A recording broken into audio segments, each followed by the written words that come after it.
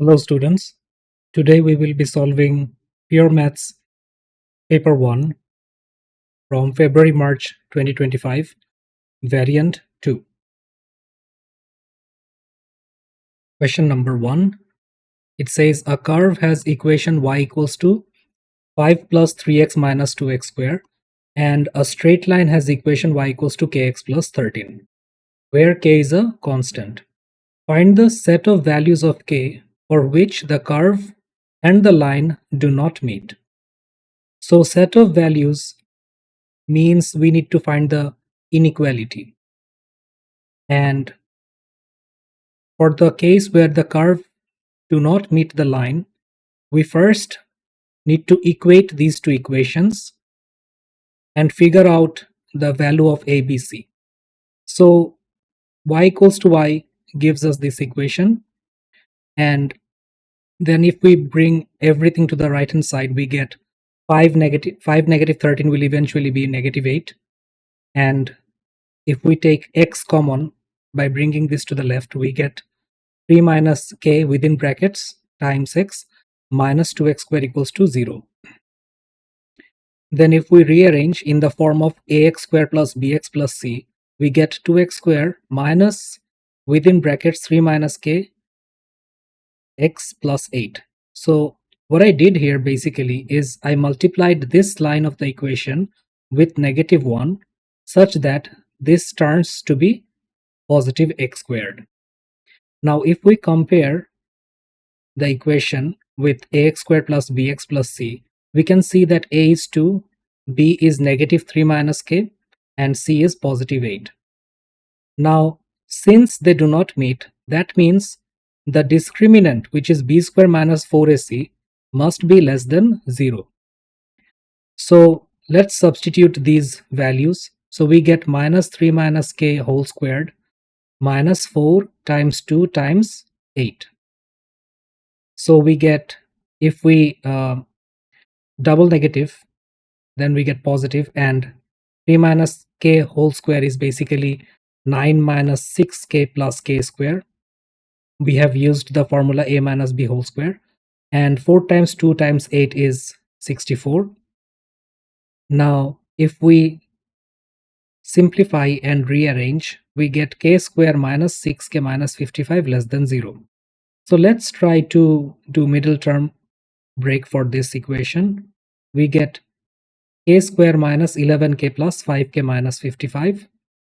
So if we take k common, we get k minus 11 plus 5, again we get k minus 11 less than 0. So the factors are k plus 5 and k minus 11.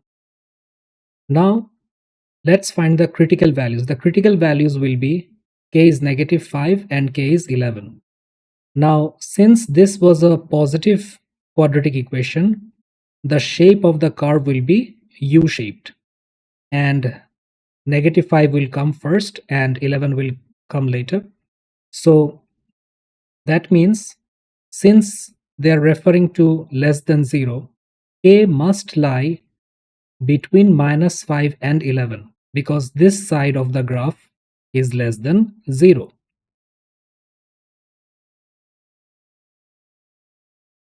Question number 2. The diagram shows the curve with equation y equals to 2x square minus 5x plus 3. The curve crosses the x-axis at the point P, which is 1, 0, and M is a minimum point.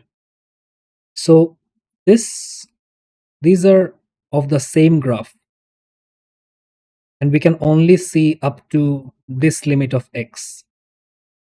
First we need to find the gradient of the curve at P. So when they ask you to find the gradient, you need to think of differentiating the equation. So y is 2x square minus 5x to the power minus 1 plus 3. We can write it like this. So the differentiated equation will be 2 times 2 is 4, and x to the power 2 minus 1 will become just x, and negative 1 times negative 5 is positive 5, and negative 1 and negative 1 will eventually give you negative 2. So since they're asking us to find the gradient, we have prepared the equation of the gradient for the curve. Now we have to just substitute the value of x, which is 1. As you can see, the x coordinate of P is 1. So dy by dx will be 4 times x, which is 1, plus 5 over 1 squared, that is 9. In part B, we need to find the coordinates of M, and we need to give each coordinate correct to 3 significant figures. So as you can see in the question, it mentioned that M is a minimum point, and we know that minimum point or maximum point are all stationary points, and at stationary point dy by dx is equals to 0. So we have already done the differentiation in the first part of the question. So we can say that 4x plus 5 over x square equals to 0. Then if we do LCM and we get x square as the denominator, so if we multiply x square with this, we get 4x cube plus 5 equals to 0. Then if we cross multiply, x squared times 0 will become 0. Then we are left with 4x cube plus 5 is equals to 0. Or we can say 4x cube equals to negative 5. So x cube will be negative 5 over 4. And of course, since this is an odd power, we can definitely cube root it. So x will be cube root of negative 5 over 4. So x will be negative 1.0772. Or we can say x is equals to negative 1.08. Now, this is correct to 2 decimal place. Now, since we have managed to find the value of the x coordinate at the point M, now let's substitute this into the equation of the curve so that we can find out the y coordinate. So y was 2x square minus 5x to the power minus 1 plus 3. Now if we substitute this value, I suggest that you substitute correct it to 4 decimal places, that specific value, so that you can avoid any accuracy error. So after substituting, we get y is 9.9624.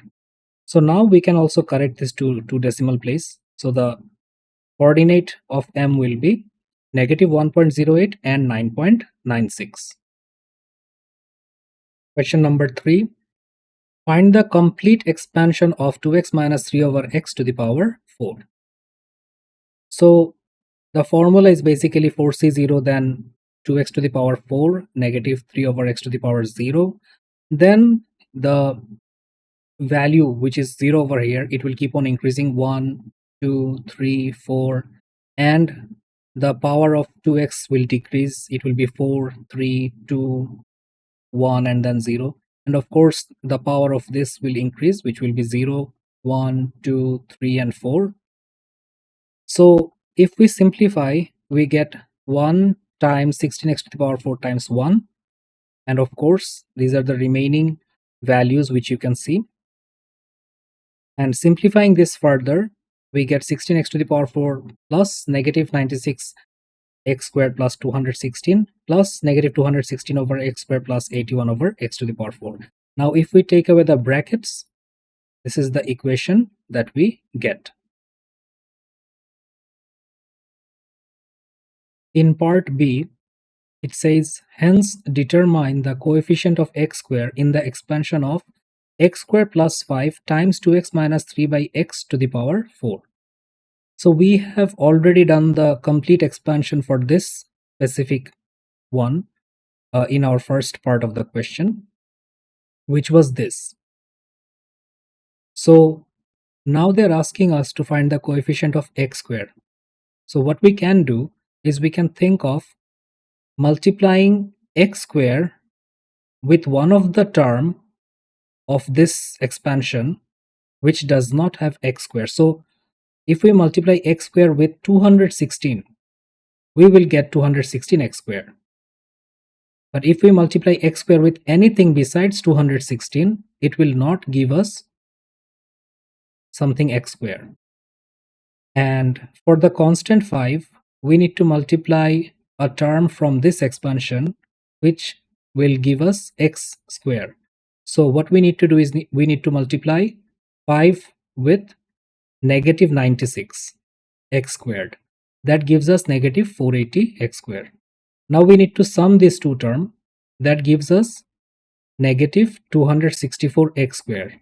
So the coefficient of x squared for this expansion is negative 264.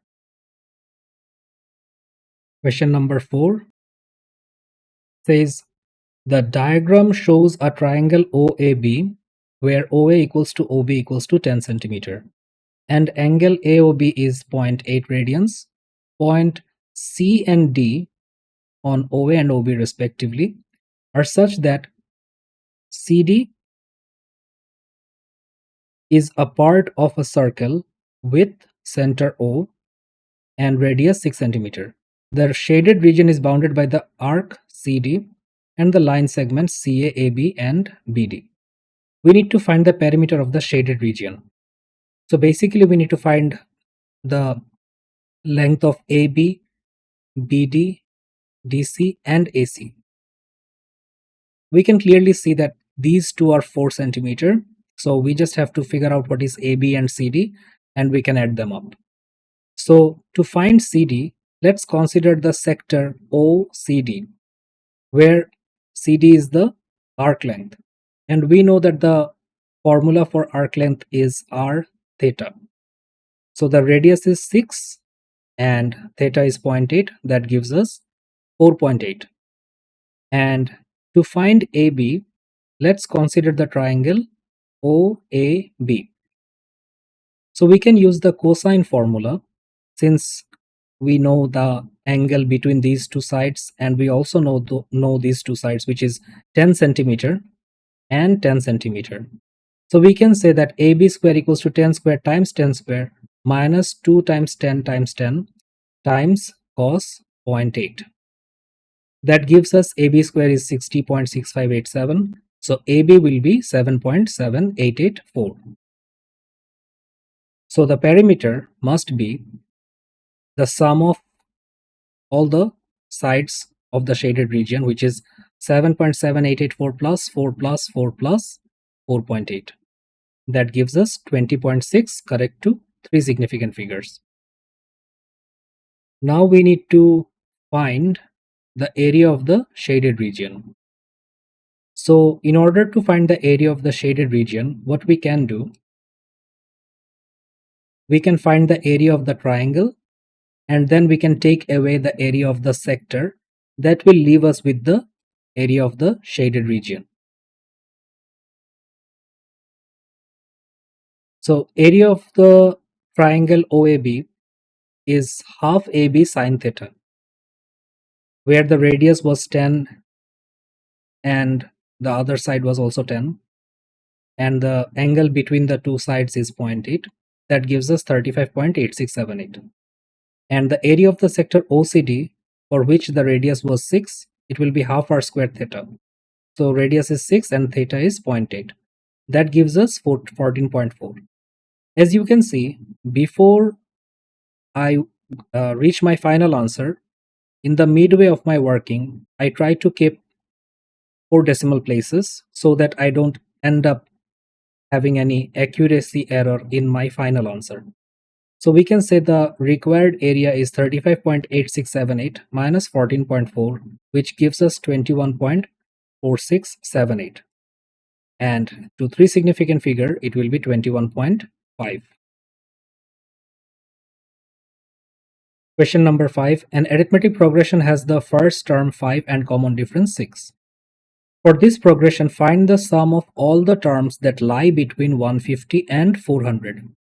So this question was a little tricky. Let's see how we can solve this. So let's first find what is the term where we start to get the sum which is greater of 150. So we are using the formula a plus n minus 1 times d. So a is 5, d is 6. If we simplify this equation, we get 6n minus 1 is greater than 150. So 6n is greater than 151, n is greater than 25.2. That means 25th term is giving a value which is less than 150. So the next term which should be giving more than 150 is 26th term. And now let's find a term which is right below 400. So again, we're using the same equation. We get 6n minus 1 is less than 400. So 6n is less than 401. So n is less than 66.8. That means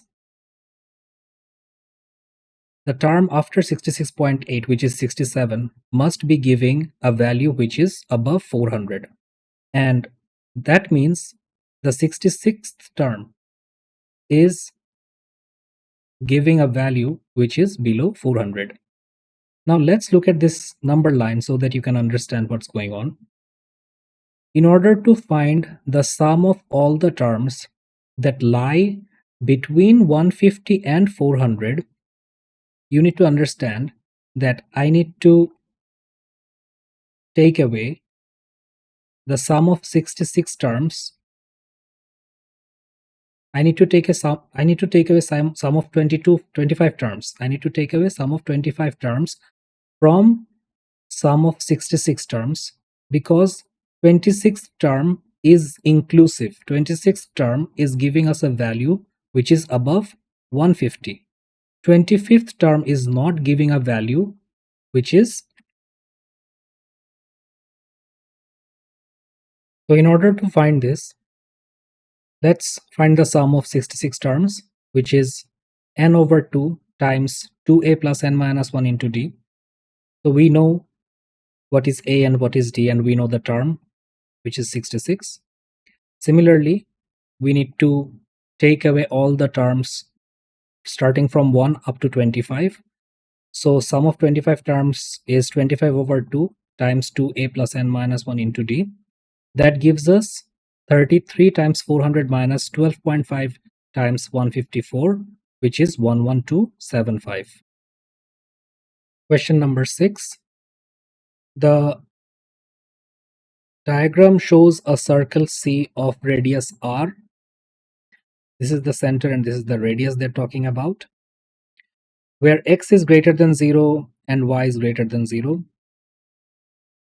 for all points on C. So it lies on the positive x-axis and y-axis. The least distance between any point on C and the x-axis is 8 units. So between any point on C and the x-axis, that means they're referring the height from the x-axis up to the circle. That means this is 8, which means y is equals to 8. So that is what they're referring to. And the least distance between any point on C, which is the circle of course, and the y-axis is 5 units. So the gap between the circle and the y-axis is 5. This is 5. So basically they are referring that x is equals to 5. In the first part of the question, they are saying state the coordinates of the center of the circle in terms of r. So if this is radius and if this line is 5, that means the x coordinate of the center must be 5 plus r, and the y coordinate of the center of the circle must be 8 plus r.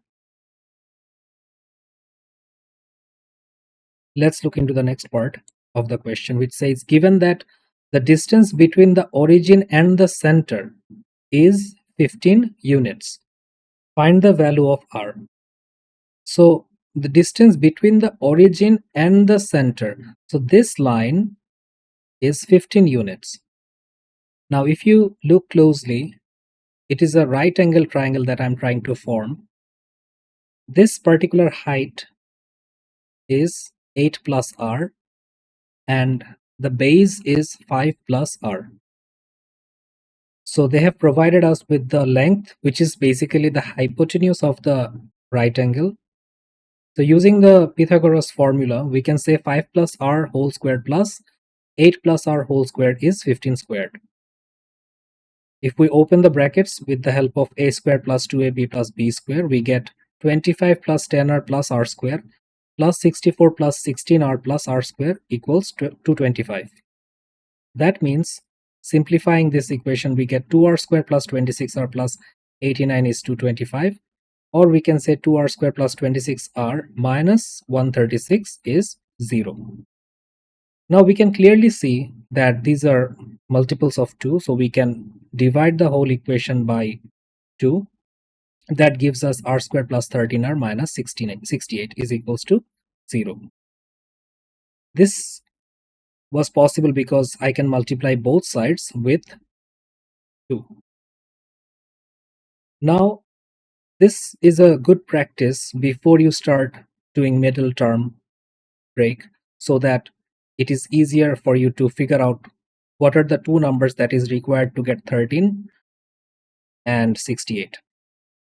So if we sum 17 and negative 4, we get 13, and if we multiply 17 and negative 4, we get 68. So r square plus 17r minus 4r is minus 68 is equals to 0. If we take r common, we get r plus 17. If we take minus 4 common, we get r plus 17.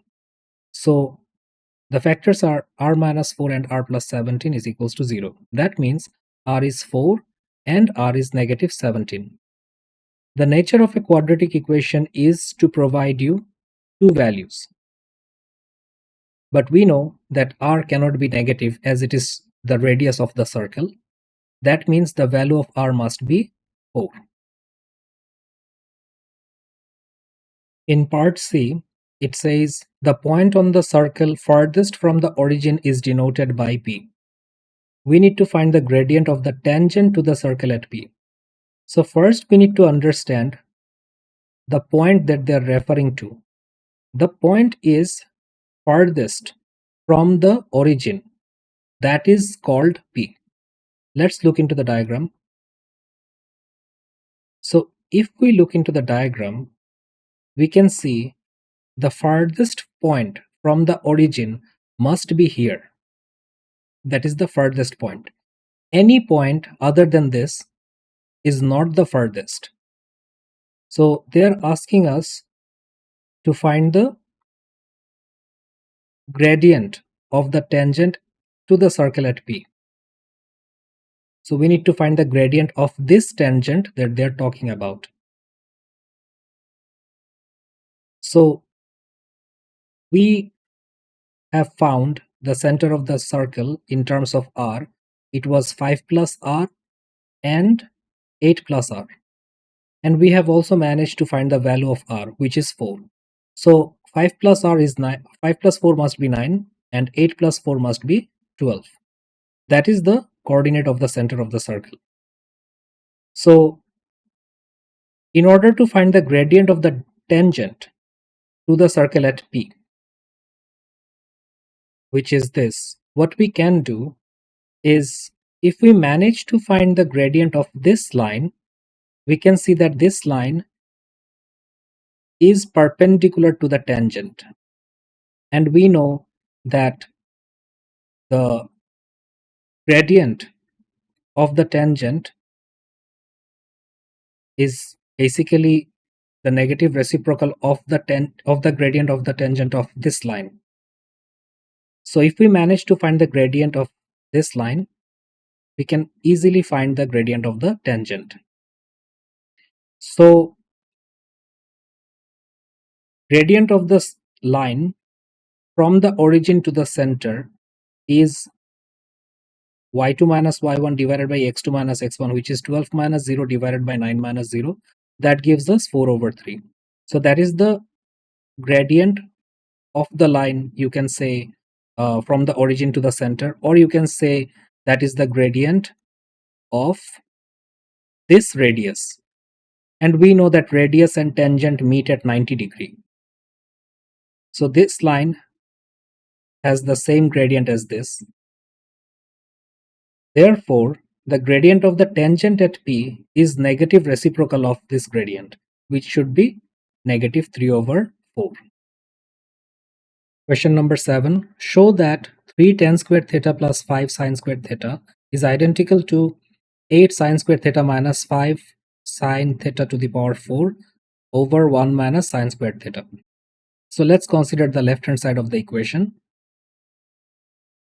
And we can see that the thing that we need to prove has only sine theta.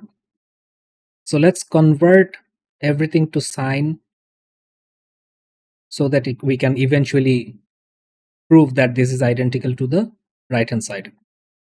So tan squared theta can be written as sine squared theta over cos squared theta.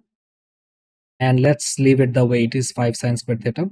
We can say cos squared theta is the same as 1 minus sine squared theta. And then if we do LCM, we have 1 minus sine squared theta in the denominator, and we leave 3 sine squared theta, and we multiply 5 sine squared theta with this.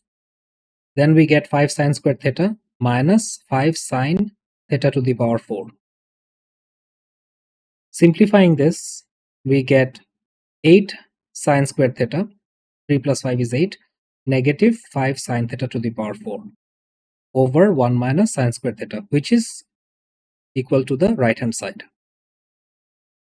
In part B, it says, hence solve the equation 3 tan squared theta plus 5 sine squared theta equals to 9. So we have already proved that this can be written as this. So we can say that this equation is equals to 9. Now if I cross multiply, we get 8 sine squared theta minus sine theta to the power 4 is equal to 9 minus 9 sine squared theta. Then we get 8, and if I bring this to the left hand side, we get 17 sine squared theta minus 5 sine theta to the power 4 minus 9 is equals to 0.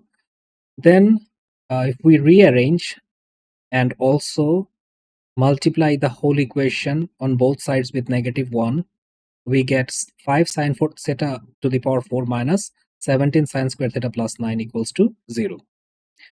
Now, as an A-level candidate, you need to recognize that this is a quadratic equation.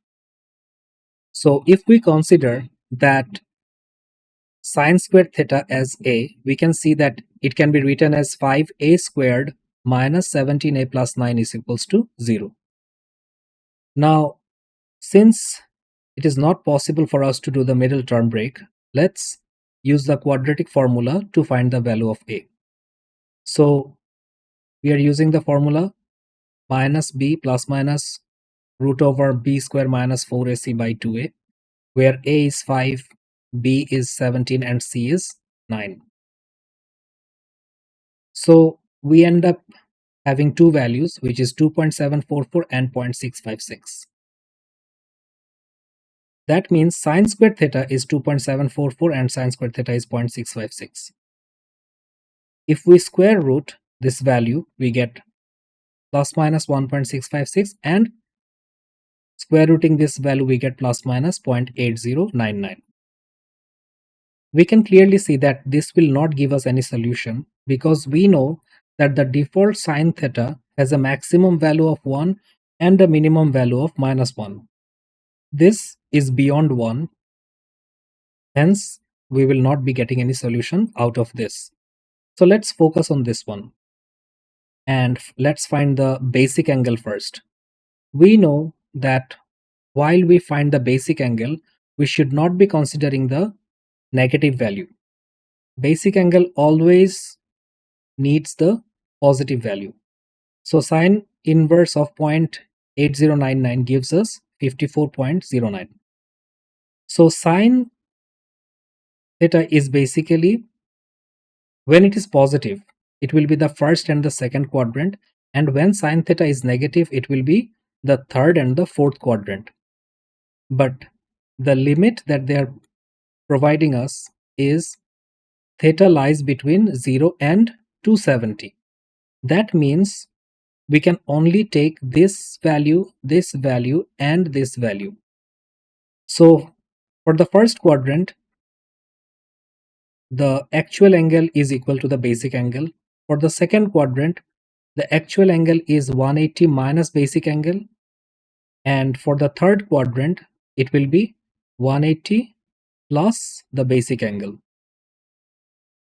Question number 8. A geometric progression is such that its second term is 120 and its sum to infinity is 160.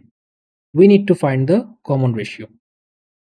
Just by looking at the question, since it says it has sum to infinity, that means this is a converging series. The value of r must lie between -1 and +1. Now let's look at the question. We need to find the common ratio. Since the second term is -120, that means AR is -120, or we can say A is equals to -120 over R. Sum to infinity is 160, and we know the formula for sum to infinity, which is A over 1 minus R is equals to 160. Now, substituting these equation into this, we get -120 over R divided by 1 minus R is equal to 160. Now if I cross multiply, I get -120 over R is equals to 160 times -160R. So now we can multiply R with this equation and we get -120 is equals to 160R minus 160R square. We can divide both sides with 40 and we get -3 equals to 4R minus 4R square. So basically we are simplifying the equation, and I will also be rearranging it.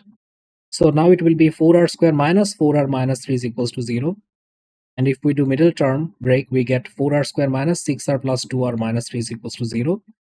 If we take 2R common, we get 2R minus 3, and taking plus 1 common, we again get 2R minus 3. So the factors are 2R plus 1 and 2R minus 3. That means R is -half and R is 3 over 2.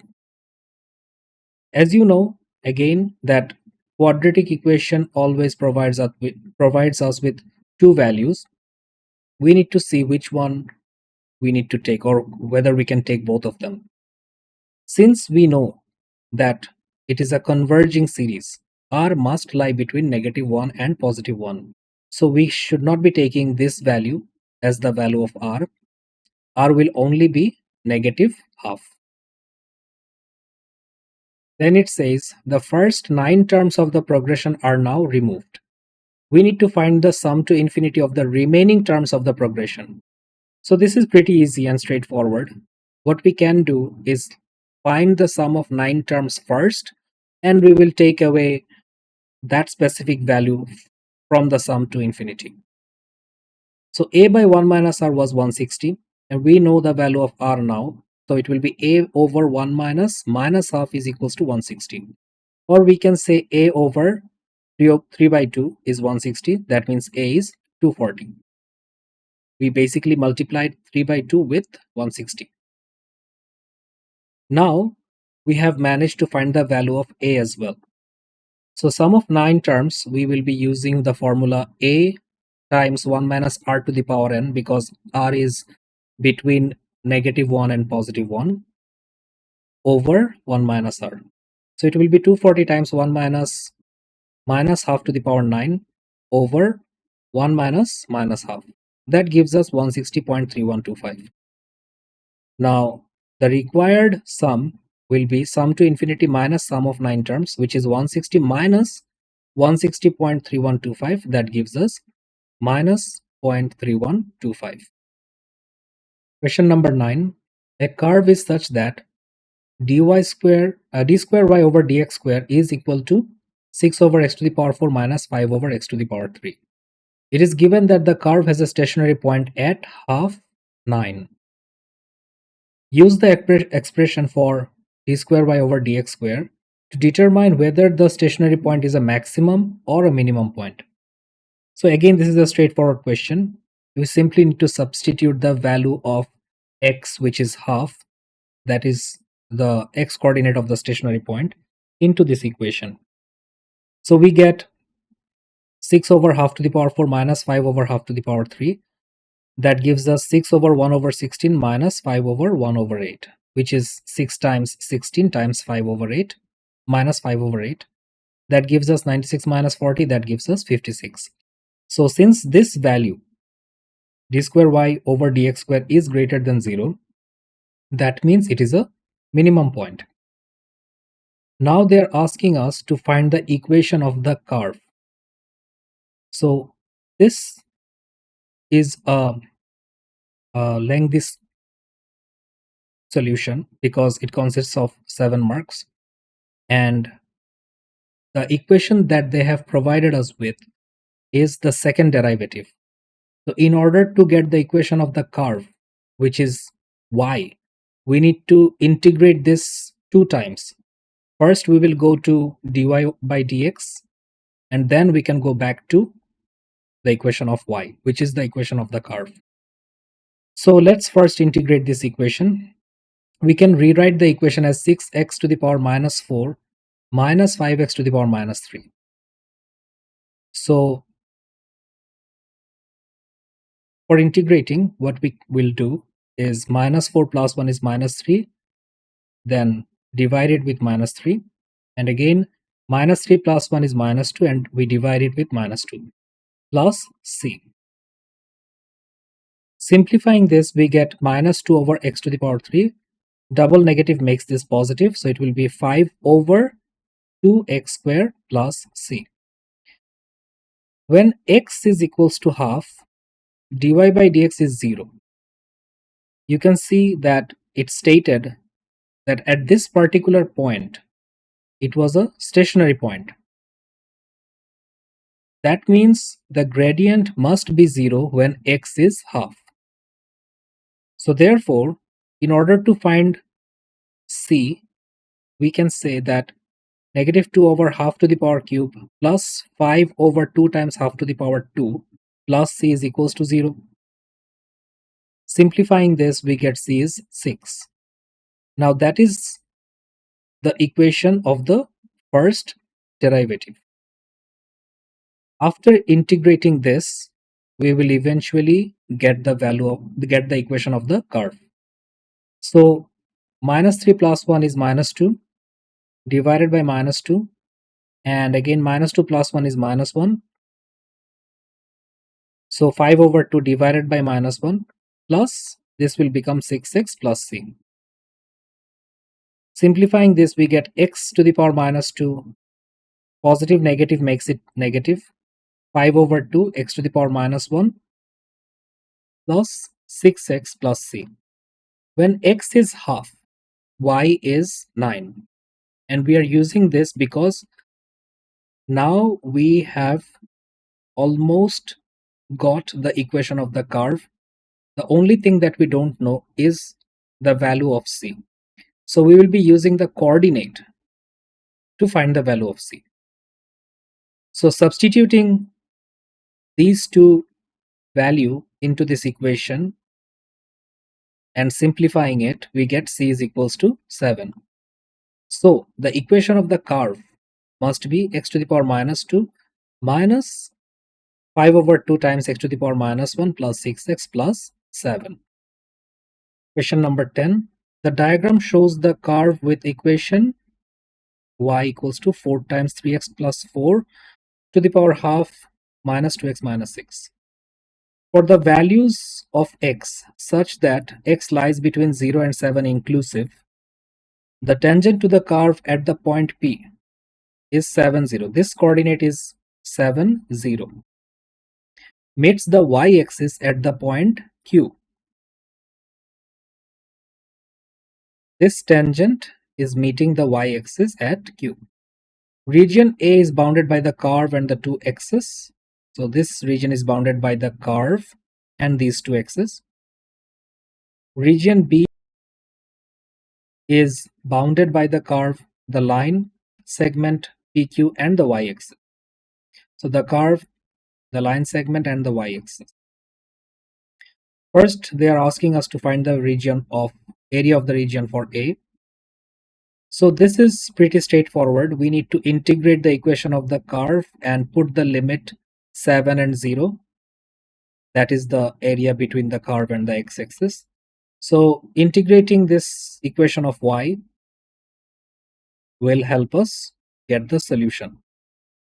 So let's take 4 common, because let's take out the common from the integration, which is 4, and now we have power as the operator. So that means we need to differentiate 3x plus 4. Differentiating 3x plus 4 gives us 3, and since we got the value 3 by differentiating this, we need to also balance it outside the integral sign. So it will be 4 over 3 minus, this will be, this has got a power of 1. So it will be 1 plus 1, which is 2, divided by 2 minus 6x. Now, after we are done with the first line of the equation, now let's proceed further simplifying this. So 4 by 3 will remain, and then we will integrate the operator.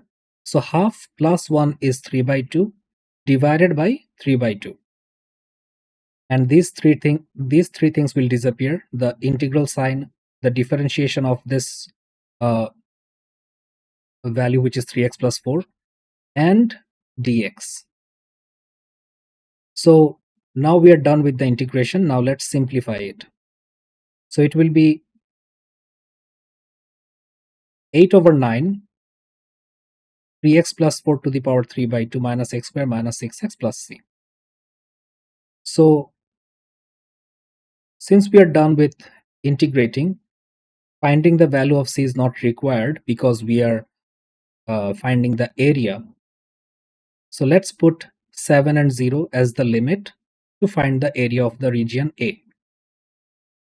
After substituting the value 7 and 0, we end up getting 181 over 9 minus 64 over 9, which is 13. In part B, it says find the area of the region B. So this was the diagram, and now they're asking us to find the area of the region of B. So let's use the equation of the curve and let's differentiate it first. So that will be half times 4 is 2 times 3x plus 4 to the power half minus 1 is minus half. And then after differentiating outside, we need to differentiate inside of the bracket. That gives us 3. Minus 2x will become just minus 2, and this will become 0. Simplifying this, we get 6 over 3x plus 4 to the power half minus 2.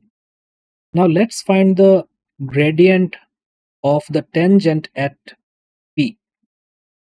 Since we have managed to find the equation of the gradient of the tangent, so after substituting the value x equals to 7, we get that the gradient must be minus 4 over 5. So with the help of the gradient and the coordinate of the point P, we can find the equation of this line. So that will be y minus y1 equals mx minus x1. That gives us 5y equals minus 4x plus 28, or we can say 5y plus 4x is equals to 28.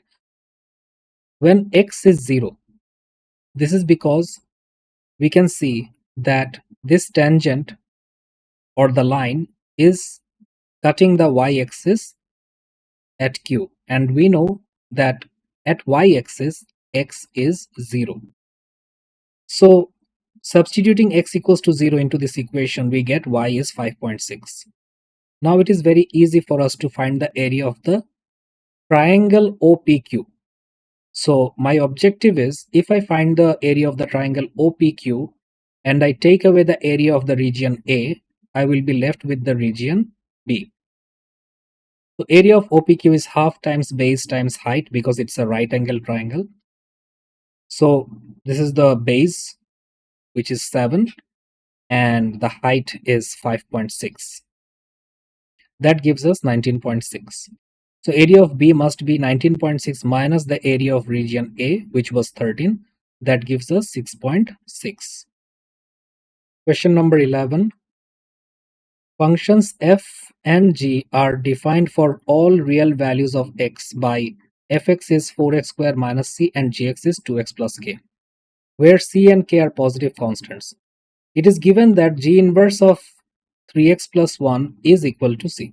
We need to show that g of x is 8x square minus k minus 1. So if G inverse of 3k plus 1 is equal to C, we can say that G of C must be 3k plus 1. Now let's consider that equation 1. And if g of x is 2x plus k, then the function g of c must be 2c plus k. Let's call that equation 2. Now using equation 1 and 2, if we equate them, we can see that 3k plus 1 is equals to 2c plus k. Or we can say 3k minus k plus 1 is equals to 2c, or 2k plus 1 is equals to 2c. Now let's leave it there and let's call that equation 3. The composite function g of x is 2 times replacing the x with the function f, which is 4x square minus c plus k. If we expand the brackets or if we open the brackets, we get 8x square minus 2c plus k. So as you can see, with the help of this equation, which I'm calling to be equation 4, if I use equation 3 and 4, I can replace this 2c. So the composite function now will be 8x square minus 2c is basically 2k plus 1. So it is 2k plus 1 plus k. So it can be 8x square minus 2k minus 1 plus k, or we can say 8x square minus k minus 1. In part B, it says the y equation, which is 8x square minus k minus 1, is transformed to the curve with equation y equals to hx by the following sequence of transformations. First, there will be a translation, then there will be a stretch in the y direction by the scale factor k, and a reflection in the x-axis. So we need to find an expression for h of x in terms of x and k. So let's first see what happens with translation. Since there is a positive 2, as you can see, I have color coded it. The positive 2 will affect the x with negative 2. And then we have minus k minus 1, and this positive 3 will be just positive 3 because it is translating vertically upwards by positive 3. Simplifying this, we get 8 within brackets x minus 2 whole squared minus k plus 2. Next, we need to stretch with the scale factor k. That basically means that we need to multiply k with this whole equation. Then we get 8k within brackets x minus 2 whole square minus k square plus 2k. And since there will be a reflection in the x-axis, that means we need to multiply this whole equation with negative.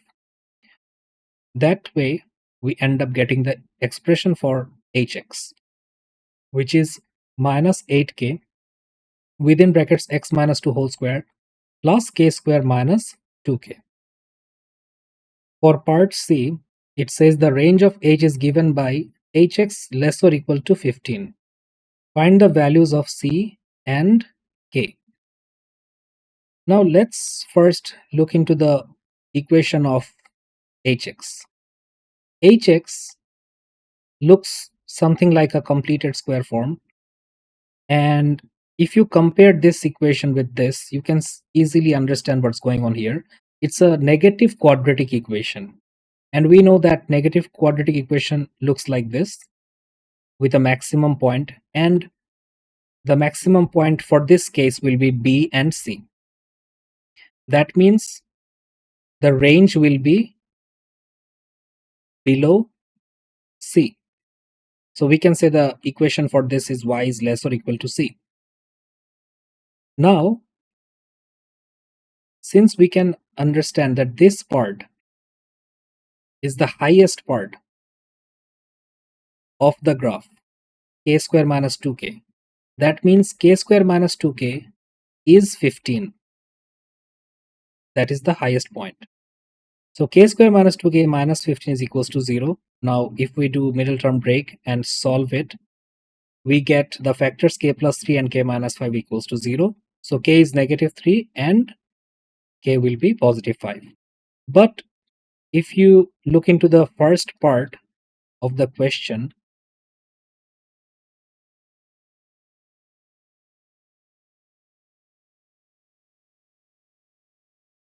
it said that C and K are positive constants. That means K must be greater than 0. Therefore, the only value that we can take from these two is positive 5. Now let's consider that to be equation 5. Using equation 3 and 4, remember we had the equation 2c equals to 2k plus 1. So now since we know the value of k, which is 5, that means 2c will be 2 times 5 plus 1, or 2c is equals to 11, or we can say c is equals to 11 over 2. And that is the end of the question paper. That will be all for now. I will see you in the next video.